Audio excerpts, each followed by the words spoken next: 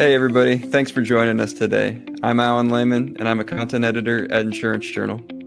I'm Elizabeth Blosfield, and I'm the deputy editor at Carrier Management. I'm Ezra Amacher, and I'm the Midwest South Central editor at Insurance Journal. And we want to welcome everybody today, whether you're listening in on a podcast, watching the video feed, however you're here with us. We're super pumped to sort of debut the first ever episode of the insurance wrap-up here across all of our Wells Media Group brands. The rise of InsurTech, 10 moments covering the transformation of the industry. We could just go ahead and hop into it. And I believe, Elizabeth, you've got the first point on our list today. And I guess we should say that today's list is going to focus specifically on insurance technology articles and just information that we've shared across our brands over the past couple of years. For more than a decade, InsurTechs have been sort of wrestling with a big question. Should they reinvent insurance from the ground up or team up with established carriers to supercharge existing systems? In the article, industry veterans like Rachel Jenkins of Founder Shield say that given the complexity and long learning curve of underwriting, partnerships with InsurTechs can sort of accelerate innovation. Other experts like CyberCube's Rebecca Bull add that true disruption, especially in areas like cyber risk, demands fresh thinking and agile, laser-focused teams. As things like climate change and digital threats continue to disrupt the industry, carriers and InsurTechs alike are racing to blend stability with speed. Insurers are embracing cutting-edge tools, and startups are leaning on private equity to scale. So amid this push for rapid growth, experts are saying that both sides will need to keep one eye on long-term resilience while also nurturing talent, brand strength, and business principles. And they might be stronger together in partnership than in competition with each other. Yeah, that's a great example there of how insurers and insurtechs can choose to collaborate or not. And I think our readers will really find that article that you wrote very interesting. So along the same wavelengths, actually, Elizabeth attended InsurTech Connect in Las Vegas last fall, where she spoke with InsurTech professionals about some trends they're seeing. Attendees told Elizabeth that large carriers are investing more in InsurTechs, while InsurTech professionals also emphasized the interdependence of InsurTechs working with insurance companies as the industry embraces the digital transformation. One way insurers and InsurTechs are working together is finding ways to assimilate data to make better decisions that will ultimately help out their insureds. What's really encouraging in the InsurTech space is a lot of your large carriers, the ones that have the sort of economic size and scale to do it, invest in InsurTech. They will start up incubators, or they will set up investment or funds to be able to pursue and pilot and test. And we see them as a viable, a part of this ecosystem. They always have the appetite to explore and see how they can apply those technologies into their own process. So, you should always be curious in this space and constantly keep your ear to the ground what's going on. That's why we come to ITC, not just to tell our story, but also to listen to the other stories that are here as well. So we think that's really important.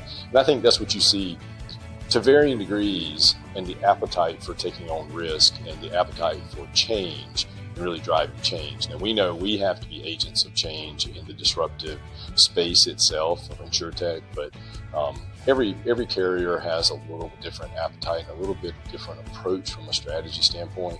And you see that across the spectrum here. You can take the litmus test of that of who's here, who shows up for this, and that tells you a lot about their appetite for exploring new ways of doing things. And that's what this conference is really all about. It's an ongoing iterative process, right? InsurTechs need insurers, insurers need InsurTechs, because we understand the problems that the industry is facing, and we have the foresight and the innovation and transformation capabilities to help leverage technology and people to put a better process in place so they can predict, perform, and collaborate to provide a great product or their service. And since it's all regarding and relying on data, you have to have access to the right data in the right format at your fingertips so you can make the best decisions.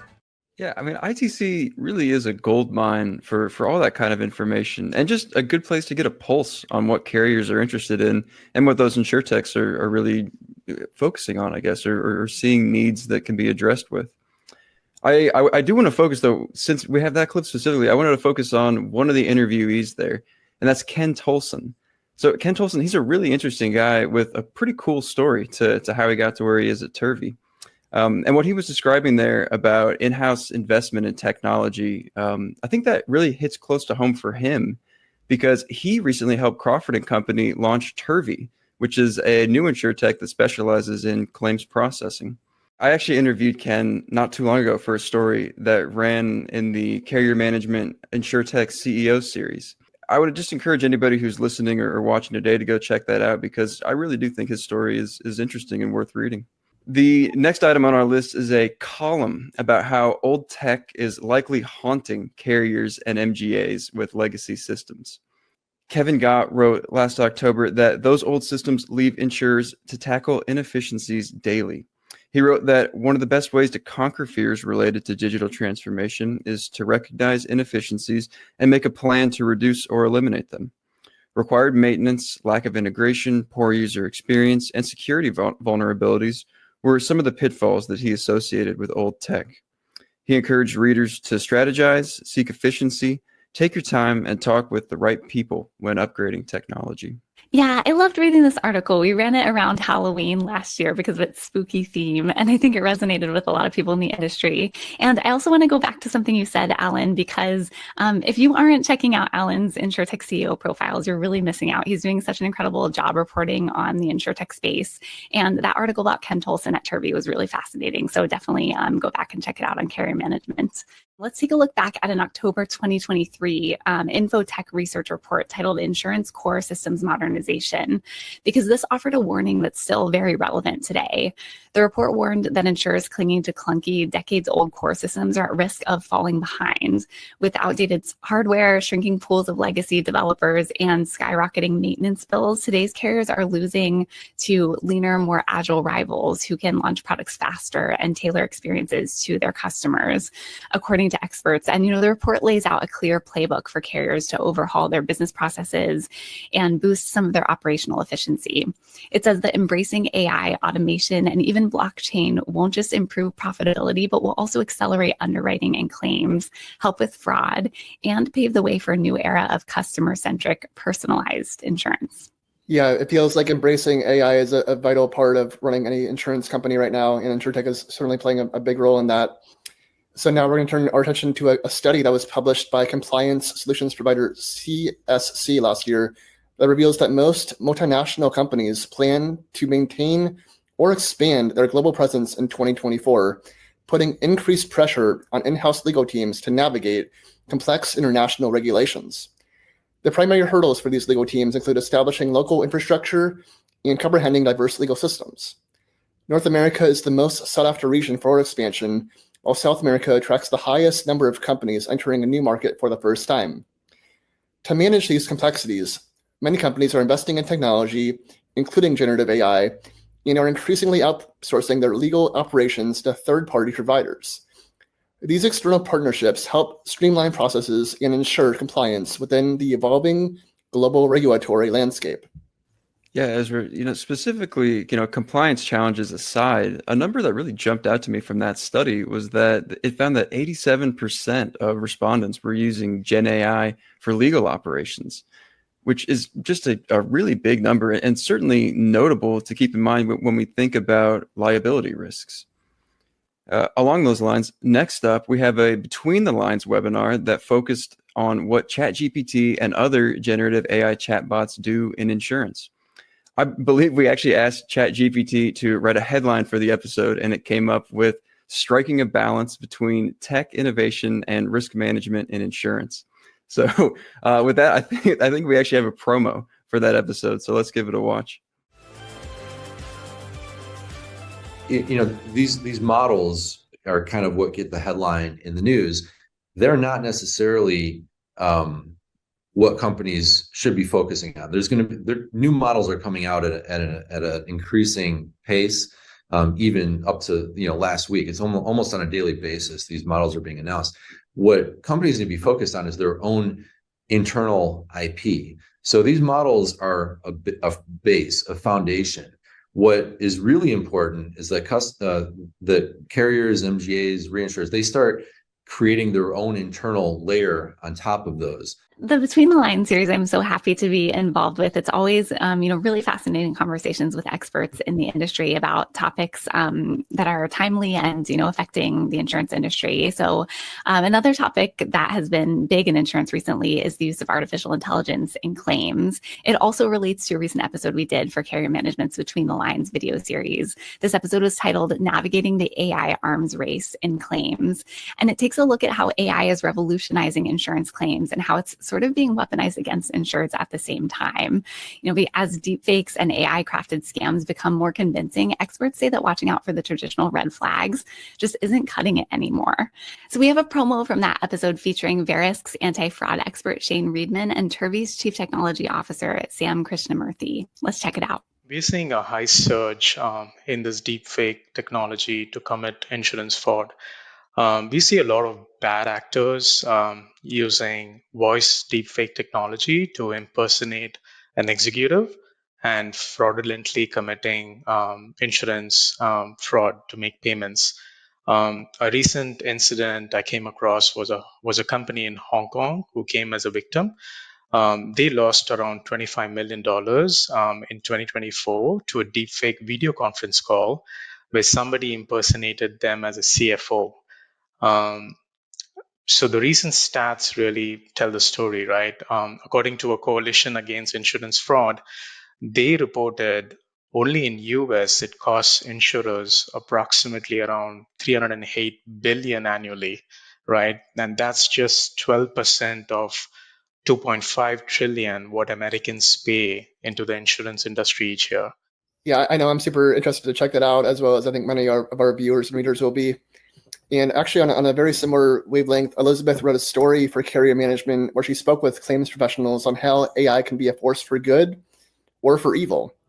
Now, as we all know, AI has become a central tool in detecting fraudulent claims, as AI can support in keeping an eye out for traditional red flags of claims fraud and stay on top of the latest technological advancements. Now, AI is also increasingly used in detecting fraudulent underwriting to address deepfake images, such as a photo of a vehicle that doesn't exist. Professionals believe there should be more regulation over how AI is used both by the public and insurers. Yeah, an arms race of good versus evil. That's such a good quote from Reedman about claims fraud, and a serious declaration too. On the underwriting side, Elizabeth, you wrote a super interesting piece in March from the Plus D&O Symposium in New York City about how AI is shaking up underwriting. I think a quote early in that story from Jeffrey Chivers, CEO and co-founder of Silo, an AI-powered litigation workspace, is worth reading here. He said, when speaking about AI's potential to possibly replace human underwriting in the next 5 years, he asked, is there any change here with respect to a model's ability to exercise the kind of nuanced value judgment and other types of judgments that go into a mission-critical job? Thus far, the answer for me has been no. If the answer is yes at some time in the next 5 years, I think that's what changes everything. I think it's important to note, though, that the panelists did seem to agree that underwriting jobs are safe for now. Yeah, I loved that quote from Jeffrey, and that was a super interesting panel at Plus. I know the panelists were talking a lot about how AI isn't going to replace human judgment in underwriting, and I think that is true. But there have been some really interesting breakthroughs in the space. One is this idea of basically digital interns. These interns are a little bit different because they're built on generative AI to assist with underwriting, and they're also known as AI assistants. They can learn on the job, ingesting guidelines, spotting missing details, and even flagging new risks. So in a guest article for Carrier Management titled How to Bolster Commercial Underwriting with AI Assistance, Neurometrics CEO suggests that commercial insurance underwriters and MGAs should recognize AI assistants as knowledgeable and capable interns. They can scan portfolios, automate workers' comp audits, and keep brokers and underwriters in sync with each other. So rather than being trained by IT, another really interesting component is that they're actually trained by the teams that they assist. So they can adapt in real time to some of the new rules and regulations in the space. This is all broken down in the article better than I can explain it here, so you should definitely check it out because this new innovation in tech is really transforming underwriting and insurance overall. All right, well, that's the end of our very first episode of the Insurance Wrap-Up, a new podcast series across all of our brands. We'll be wrapping up some of the biggest topics in insurance with future episodes, so make sure that you stay tuned. And thanks to everyone who tuned in today. We have some promo videos we're going to check out for some of our upcoming content right now. And the first video we're taking a look at is a sneak peek for Carrier Management's upcoming InsurTech Summit. This will feature panel discussions with expert guests on the topic of unlocking the future of InsurTech. So check it out. The InsurTech Summit 2025, presented by Carrier Management.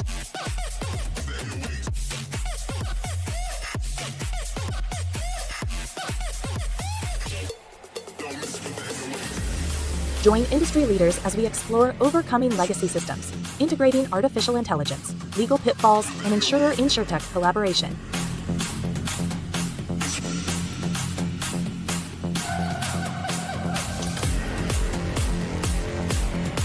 Hosted by Elizabeth Blosfield, Deputy Editor of Carrier Management, Andrea Wells, Vice President of Content at Insurance Journal, and Alan Laman, Content Editor of Carrier Management. Plus, don't miss our virtual trivia competition with prizes totaling $2,199. A special thank you to our key sponsor, Snowflake. That'll be a can't-miss event for the industry, and I'm excited to watch Alan, Elizabeth, and our colleague Andrea host that. Now, we also want to promo a couple of on-demand videos. One is the cannabis webinar that our colleague Don Drigler hosted on laws, regulation, and compliance. And another is one Elizabeth hosted, a cyber webinar on data breaches. The next step in cannabis laws and regulations, presented by Insurance Journal. Watch this special cannabis webinar on demand now. This webinar covers cannabis regulations, compliance, minor cannabinoids, and more. Hosted by Don Jerger of Claims Journal and host of the Insuring Cannabis podcast. With expert guests, Jillian Schauer, the Executive Director at Cannabis Regulators Association, and Morgan Fox, the Political Director at Normal. You can watch the on-demand webinar at insurancejournal.com/research. Cost of data breaches, lessons, settlements, and safeguards. Join this panel of experts for an in-depth discussion on the evolving landscape of data breach settlements and the critical role of cyber insurance in mitigating financial exposure. Panelists will explore how insurers evaluate cyber risks, the rising demand for cyber policies, and the necessity of implementing strong cybersecurity measures to reduce liabilities. Hosted by Elizabeth Blosfield, the Deputy Editor of Carrier Management. With guests Tiffany Calhoun of Alliance Commercial, Holly James of RIMS, Dan Burke of Woodruff Sawyer, and Courtney Hands of Entrust. To watch the on-demand video, visit insurancejournal.com/research.